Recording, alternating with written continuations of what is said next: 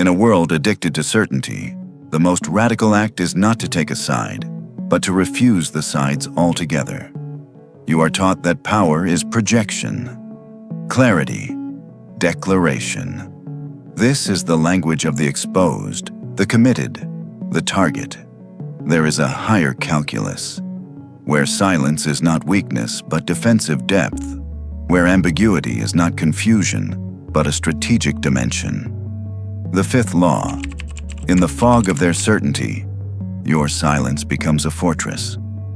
The strategic void is a conscious, crafted absence of definition. It is not indecision.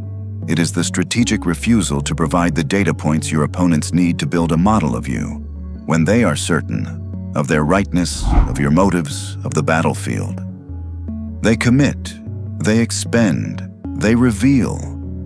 Your silence, your ambiguity, becomes an empty space, and nature, human nature, abhors a vacuum. They will project their own assumptions into it. Their anxieties will grow in the quiet you provide. Their rigid plans will falter, waiting for a signal you do not send. Commitment creates a vector. Force acts on vectors. But what force can act on a fog, on a void? You become neurologically expensive to deal with and strategically immune to direct counterattack. Upon her accession, Elizabeth Tudor inherited a kingdom bankrupt, divided by religion, and surrounded by hostile powers expecting her to fail. Her masterstroke was not a war, but a perpetual strategic ambiguity. For decades, she maintained the marriage question. Was she available? To a Catholic? A Protestant? She let negotiations stretch for years, using them as diplomatic leverage, keeping France and Spain both in play and both neutralized, as each hoped to win her. She created a void where their rivalry should have been and filled it with her own prolonged silence. Even in the most definitive acts, she cultivated fog.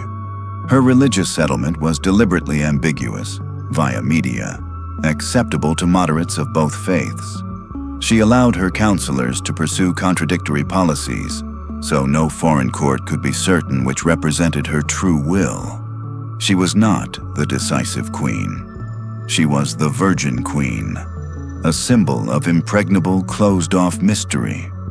Her power was preserved not by the clarity of her blows, but by the impenetrability of her position. You are not a queen, but you are surrounded by those demanding your definition. To apply force is to engage. To create a void is to disengage, on your terms. The acquirer wants certainty to limit price and future liability. Leo's power lies in withholding that certainty. Instead of a detailed roadmap, he speaks in principles and potentials. Our focus is on solving X-class problems for the user. The specific feature set evolves with their needs. This is our core agility. He has not lied. He has not refused. He has created a strategic void around the exact object of purchase. The acquirer, forced to operate in this fog, faces two bad choices: walk away from a potentially transformative asset, or pay a premium to cover the unknown. The void increases his value.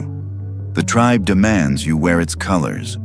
To choose a side is to inherit all its enemies, and to be simplified into a stereotype. Sophia employs principled ambiguity.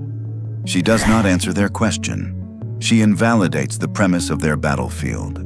She creates a void where their conflict existed and redirects attention to a higher, self-defined principle.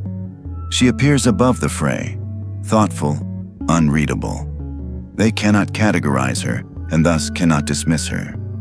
She fortifies her position with silence on their terms and speak on her own.